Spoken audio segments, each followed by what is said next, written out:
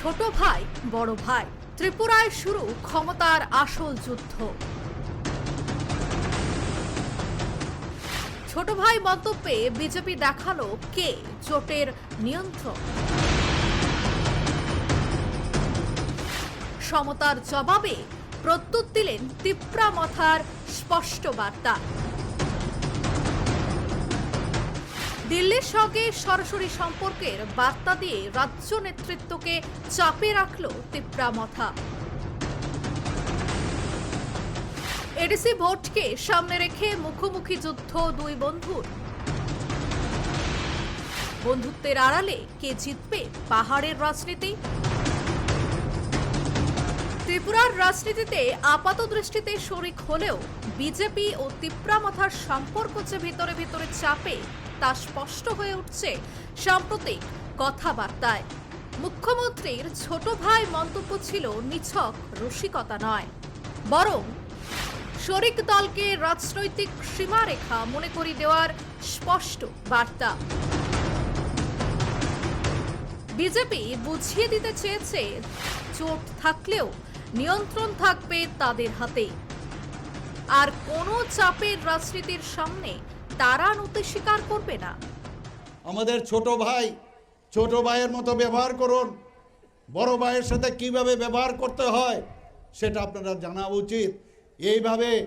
এইভাবে উত্তেজনা সৃষ্টি করে, মারপিট করে, হিংসা সৃষ্টি করে ন্যাশনাল পার্টি ভারতীয় তার এগেনস্টে মাঝে মাঝে কি হুঙ্কার দেয় যে ন্যাশনাল পার্টিকে, মুখ্যমন্ত্রীকে আমরা এডিসিতে ঢুকতে দেব না।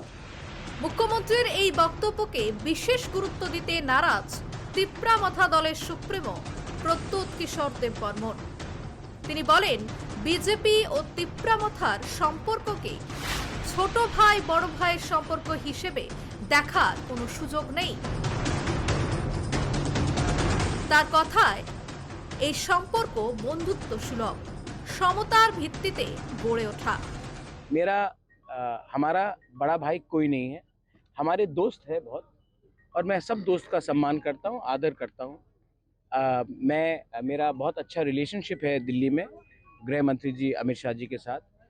आदरणीय प्राइम मिनिस्टर ने भी जब त्रिपुरा से अकॉर्ड हुआ था उन्होंने आशीर्वाद दिया था कि ये अच्छे से होगा, और मैं उनसे बात करूँगा। ये अगरतला में कोई भी कुछ बोले मुझे नहीं लगता है कि मुझे रिएक्ट करना चाहिए। রাজনৈতিক মহল মনে করছে পাহাড়ি ভোট ব্যাংকে তিপ্রা মথা নিজেকে কেবল বিজেপির শরিক নয়, বরং স্বতন্ত্র শক্তি হিসেবে প্রতিষ্ঠিত করতে চাইছে।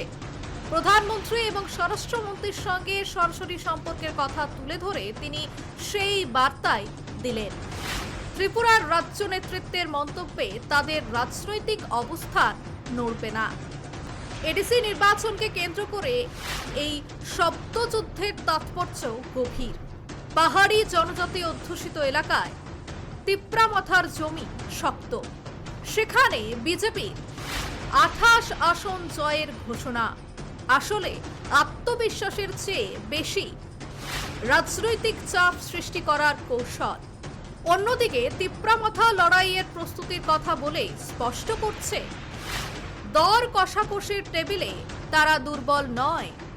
বাইরে বন্ধুত্বের হাসি, ভেতরে প্রভাব বিস্তারের যুদ্ধ। এই দ্বৈত বাস্তবতায় এগোচ্ছে ত্রিপুরার রাজনীতি। পাহাড়ি ক্ষমতার চাবিকাঠি কার হাতে যাবে তা ঠিক করবে এডিসি ভোটের রায়। তবে এখনই স্পষ্ট, এই জোটের ভিতরেই চলছে সবচেয়ে বড় রাজনৈতিক দ্বন্দ্ব।